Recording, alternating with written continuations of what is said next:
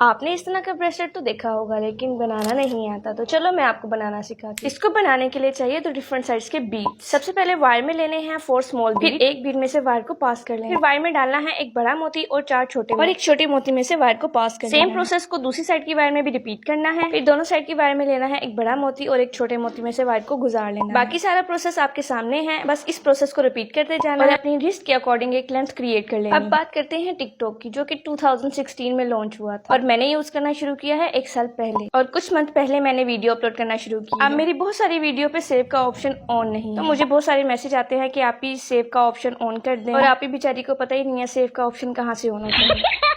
तो अगर आप में से किसी को पता हो सेव का ऑप्शन कैसे ऑन होता है तो काइंडली मुझे गाइड कर दें। बाकी ब्रेसलेट रेडी है, आप जल्दी से कमेंट में बताएं कि ब्लैक कलर किसका फेवरेट है। वीडियो को लाइक करना और हमें फॉलो करना ना भूलिएगा। तो मिलते हैं नेक्स्ट वीडियो में, तब तक के लिए अल्लाह हाफिज, बाय।